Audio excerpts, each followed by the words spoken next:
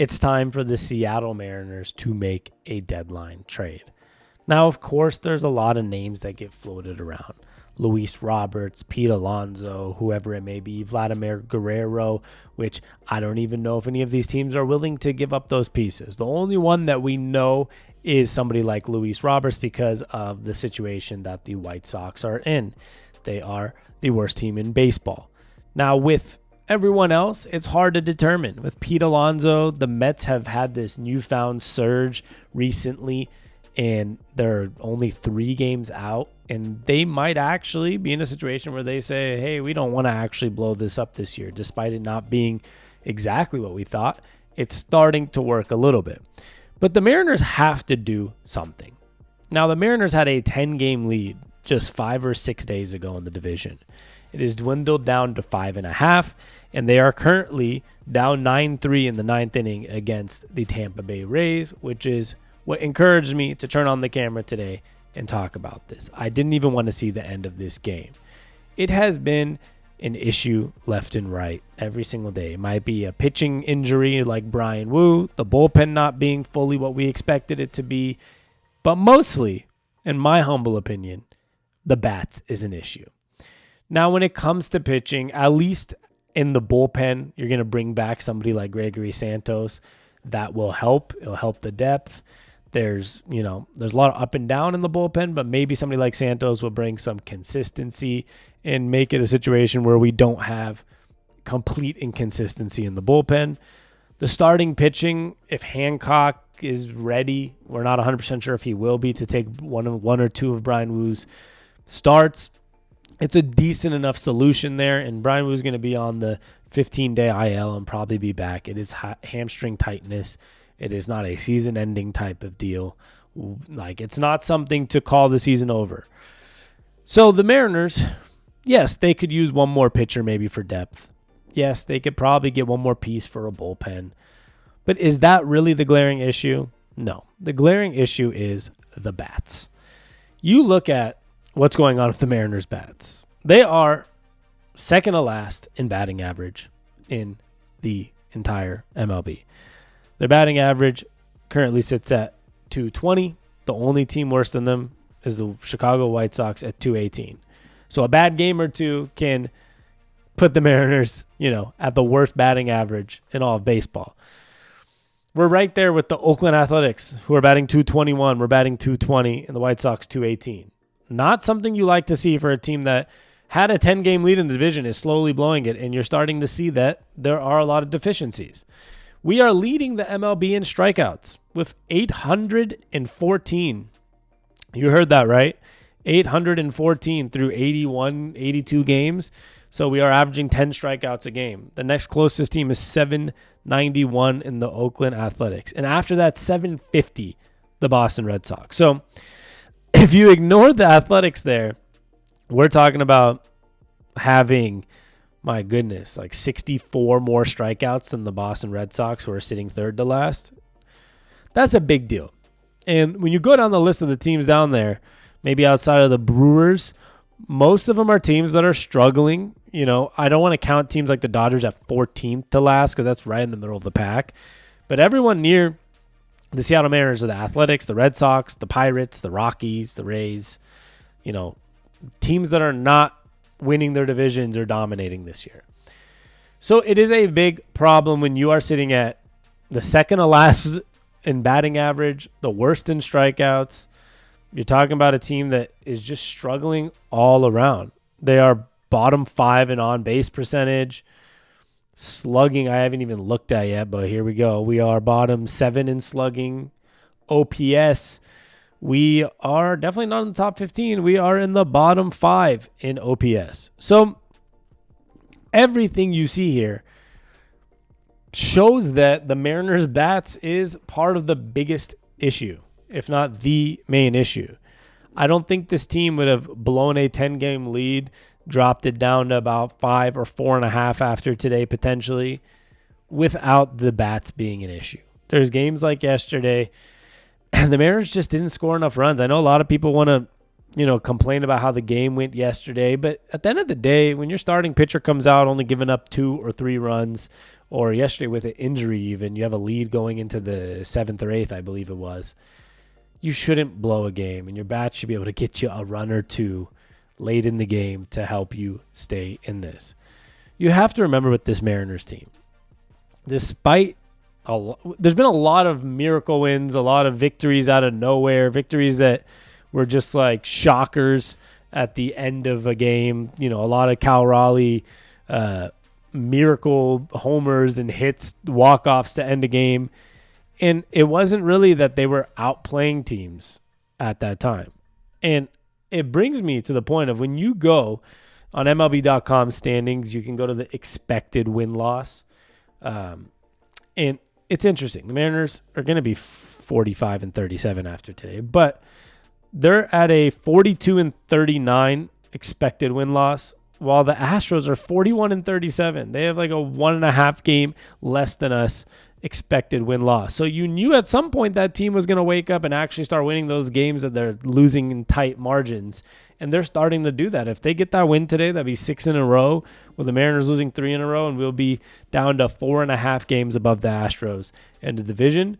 And it just shows that, the Mariners, broke out on a lot of 6, 7, 8, 9 of these games that they probably shouldn't have won. And they did, and that's awesome, because sometimes, I've mentioned this in other videos, it's better to be lucky than it is to be good. And in baseball, that's very true. I know a lot of people might not like that statement, but that's just the reality in baseball. Sometimes you want to just be luckier than you are good. Now, you have to be good still, but there's a lot of luck that goes into baseball. Hot streaks. Do things go your way? Do pitches roll your way? Does a one swing roll your way in the playoffs? A lot of times there's a lot of luck in baseball because it's not a one-person dominant sport. It's not a quarterback sport in NFL. It's not NBA. You have LeBron James or Steph Curry or, Jason Tatum and Jaylen Brown this year that won the NBA championship. It is a team game. You have multiple pitchers every day. You have 9, 10 batters every single game depending on, pinch hitting, pinch running. It is not a game where one person can go dominate it. So sometimes luck is very strongly involved, and the Mariners' luck is running dry now, and you're starting to see it. It's running dry, and they are not winning going on these little winning streaks that they were doing, winning 4 games in a row and then losing 1 and then winning 4 in a row, 3 or 4 of them by 1 run. It has been very sketchy, to say the least, and recently we've seen that.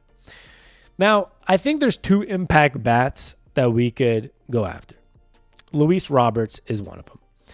And I think he is the most likely, and I'm not saying that he's going to fix everything, and I'm not saying it's going to happen, but I think it is the most likely due to the White Sox situation and being so bad. The only team with the worst batting average in the Mariners, a team that has won, what is it now? Let's see, 21 games. I mean, they are the worst team in baseball by 6, 7 games. There's a strong shot that they're interested in getting off him and getting a prospect or two. Now, the biggest issue when it comes to the Luis Roberts sweepstakes is he might add to the strikeout problem. Now, are you willing to bring in somebody who adds to the strikeout problem but will surely help in general with the batting issue you have? Absolutely. And I'm not saying he is the best option. I've said this multiple times. I'm not saying he's my number one choice, but I think it's the most likely. I would love to get Randy from Tampa Bay, and I'd love to get Vladimir Guerrero from Toronto. I just don't think those things are happening. I don't think the Mariners are willing to fork up the prospects for those type of guys and potentially having to pay them in the near future.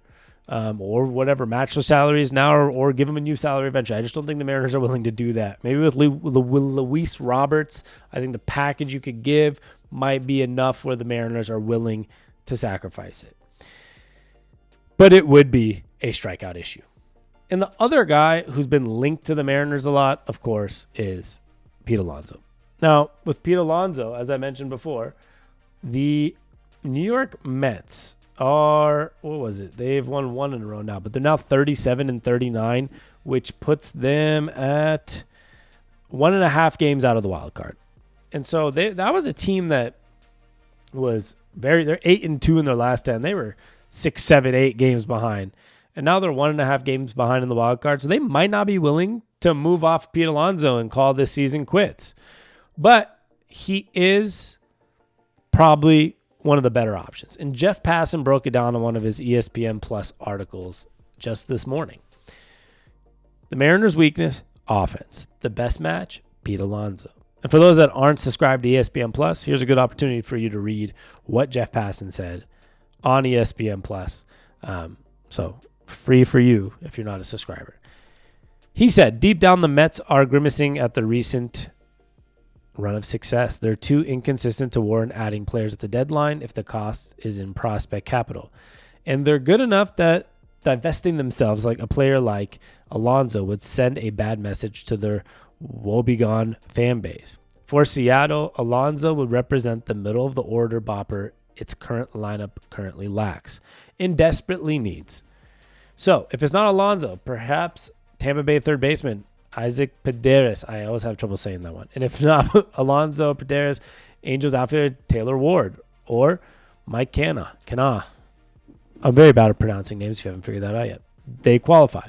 The point, Seattle's pitching warrants the team's brain trust making an aggressive play before July 30, even if it's not for Alonso. If it is, there are plenty of DH at-bats going to waste for Seattle, which could entice New York with a far better return than a fourth-round draft pick they're set to receive if Alonso were to leave in free agency this winter. So, I love it. I love the idea. But it gives me vibes of one thing. Teoscar Hernandez last year. We got him, contract year. Guess what happened? We weren't willing to pay him. And he's having a phenomenal season with the Dodgers. Now, was he going to have a phenomenal season with the Mariners? Who knows at this point, because the Mariners tend to have guys not have phenomenal seasons with them. It tends to be a, classic issue for the Mariners is guys come to the Mariners and don't play as good. And I can't tell you why. I don't know why it continues to happen. I mean, I can give you some reasons, but come on, you just never know. Teoscar Hernandez got $23.5 million from the Dodgers this year. He's batting .254 with 18 home runs. You know what the Mariners could use is .254 with 18 home runs. I don't know, like I said, if he would have done it, but we definitely could have used it. And my concern is the same thing could happen with Pete Alonso. Is he comes, deadline trade, he comes for a little bit, and all of a sudden, what do you know? The Mariners aren't willing to pay him, or he underperforms a little bit because he's in a Seattle Mariners jersey, and they're not willing to pay him moving forward. Now, I hope that's not the case, but in reality, that is a big concern of mine. But at the end of the day, as a Mariners fan, as someone who's been dying to see a long playoff run, I know we got it 2 years ago. I was at the Houston games where Alvarez hit the home run off Robbie Ray. I was there for both games, actually, in Houston. And, I was so ready. Both games I thought we were going to win. And I was like, we're about to have our first playoff run that, in my lifetime. But no. And then last year fell short. And I'm scared that this year might do the same if we don't make a deadline move. So please, Mariners, make the move, whether it's Alonso or Roberts or Vlad Guerrero or whoever is being offered up. Make the move. Make a smart one, of course. Don't give up, a ridiculous amount of prospects. But you got to be willing to pay in the offseason if this guy does help and is successful. I'm looking at the Mariners right now, down 11-3 in the 8th to the Tampa Bay Rays. We are very likely, very possibly, going to be 4.5 games up on the division from 10 in about 5-6 days. It took 5-6 days to lose the 10-game lead. So get the offense. We need it. We're begging for it. Please, please, please. I appreciate you.